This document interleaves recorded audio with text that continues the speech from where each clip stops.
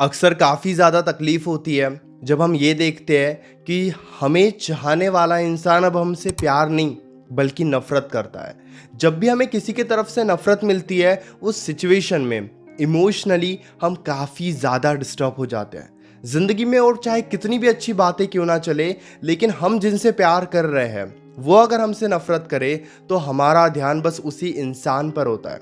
क्या ये पॉसिबल है कि नफ़रत को प्यार में बदला जा सकता है? इस सिचुएशन में वैसे भी हमारे मन में ये सवाल ज़रूर आता है और आज हम इसी बारे में बात करने वाले हैं और मैं आपको बताने वाला हूँ कि यस, नफ़रत को प्यार में बदला जा सकता है। नमस्कार दोस्तों, मैं हूँ श्रावण और आप देख रहे हो श्रावण की बातें। आप एक बात हमेशा याद रखना, जब भी कोई इंसान आपसे नफरत करता है, रिलेशनशिप में जब भी पार्टनर आपसे नफरत करता है, तो कहीं ना कहीं वो आपसे नफरत नहीं करता है बल्कि आपकी एक्टिविटीज से, आपकी आदतों से, आपके बिहेवियर से नफरत करता है। और बातों ही बातों में वो कई बार ये बोलकर बताते भी है। जब भी आपकी और उनके बीच में लड़ाई होती है, फाइट्स होती है, तो आप ये देखो कि वो किन बातों को लेकर शिकायतें करते हैं, क्या कंप्लेंट्स वो करते रहते हैं। जैसे कई बार होता है कि वो कंप्लेन कर रहे हैं, आप तो अपने लाइफ में दुखी हो, परेशान ही रहते हो, या आपका ध्यान तो आपके लाइफ के ऊपर है ही नहीं।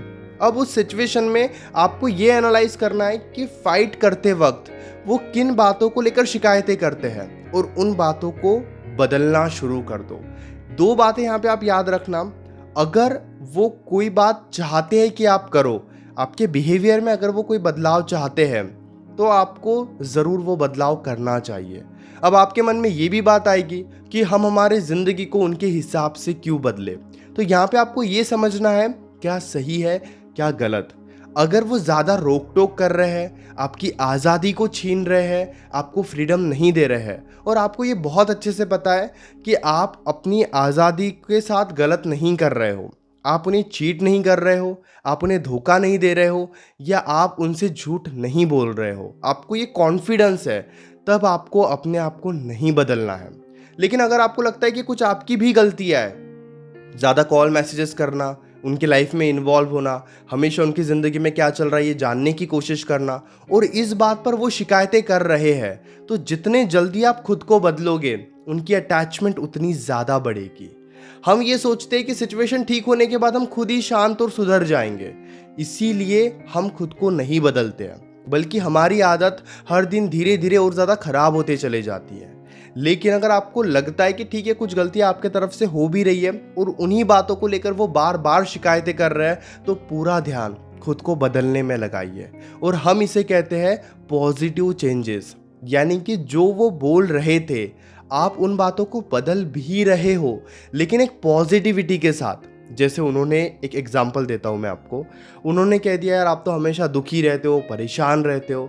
तो पहले तो आपको दुखी नहीं रहना है, परेशान नहीं रहना है, और पॉजिटिविटी के साथ आपको उन्हें खुश रहकर भी दिखाना है। अगर वो ये कर रहे हैं कि यार आप तो हमेशा कॉल मैसेजेस करते हो, हमेशा पीछे पड़े रहते हो, मतलब उन्होंने अगर ये बोलकर बताया है, तो आपको कॉल मैसेजेस कम करने हैं और जितनी बात हुई उसमें शिकायतें भी नहीं करनी है।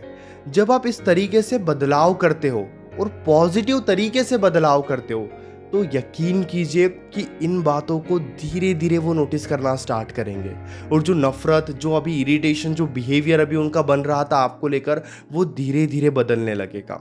कभी भी बोल कर बदलाव मत करो। हम उन्हें बोल देते हैं कि आज से हम आपको कॉल मैसेजेस नहीं करेंगे, कम कॉल मैसेजेस करेंगे, अब जब आप कॉल करोगे तभी हम आपसे बात करेंगे। ऐसी बातें आप उन्हें बोल कर मत बताओ, कर कर बताओ, उन्हें महसूस कराओ।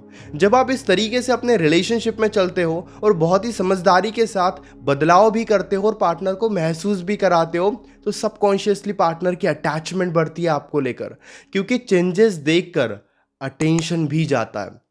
एग्जाम्पल मैं आपको देता हूँ, जब पार्टनर का बिहेवियर चेंज हुआ, पहले वो प्यार करते थे, अब वो थोड़ा इग्नोर करते हैं, थोड़ा ज़्यादा स्ट्रांग बने हैं आपके सामने, थोड़ा ज़्यादा प्रैक्टिकल बने हैं, तो आप उन्हें ज़्यादा अटेंशन दे रहे हो, राइट। अटेंशन इतना क्यों दे रहे हो? क्योंकि उनमें बदलाव आए हैं, आप सोच रहे हो उनके बारे में, आपका ध्यान उनके बारे में जा रहा है। तो अब इस सिचुएशन में बेसिकली होता क्या है ना, जब भी बदलाव आते हैं अटेंशन भी हम देते हैं। इसी तरीके से आप भी बदलाव करो, खुद को इमोशनली स्टेबल और स्ट्रांग करने में बदलाव करो। जो शिकायतें वो कर रहे थे, पॉजिटिव बदलाव करो, उनका अटेंशन आपकी तरफ आएगा।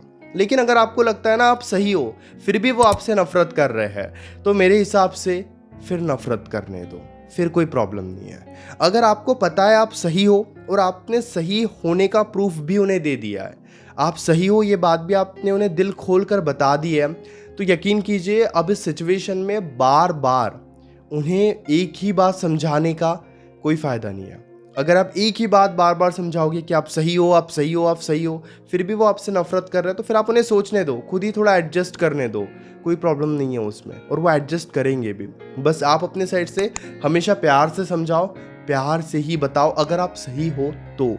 अगर आपको लगता है वो ज़्यादा ही रोक टोक कर रहे हैं, लेकिन आप तो सही हो, आप बस दोस्तों के साथ खुश रहते हो, करियर पर ध्यान दे रहे हो, फैमिली ओरिएंटेड हो, और फिर भी वो शिकायतें कर रहे हैं, तो आप उन्हें शिकायतें करने दो, इसमें कोई प्रॉब्लम नहीं है। क्योंकि आप अपनी ज़िंदगी को कभी भी पूरे तरीके से उनके हिसाब से नहीं बदल सकते हो।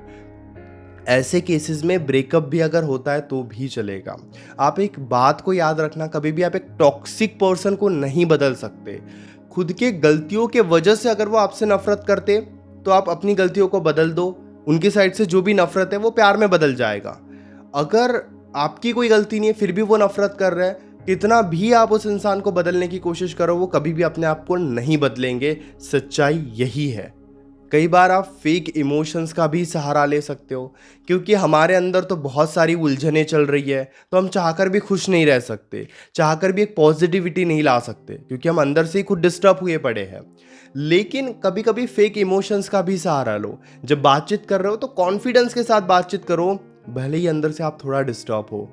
हम इसे फेक इमोशंस कहते हैं। सिचुएशन को ठीक करने के लिए कई बार आपको फेक इमोशंस शो करने पड़ते हैं ताकि उनका अटेंशन आपको मिले। मैं जानता हूँ कि ये सबसे ज़्यादा मुश्किल होता है, लेकिन अगर आपने अपने इमोशंस बार बार उन्हें बता दिए फिर भी वो नहीं समझ रहे हैं और ज़्यादा नफरत कर रहा है, तो फिर तो आपको खुद को ही बदलना होगा। You don't have any other option.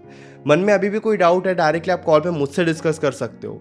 8010023897 इस नंबर पर आप मैसेज कर सकते हो। हमारे बीच में कॉल पर जो भी बातें होगी वो कंप्लीटली सेफ और प्राइवेट रहेगी, इसलिए प्राइवेसी की कोई टेंशन मत लीजिए। और हाँ, चैनल को भी ज़रूर सब्सक्राइब कर लीजिए।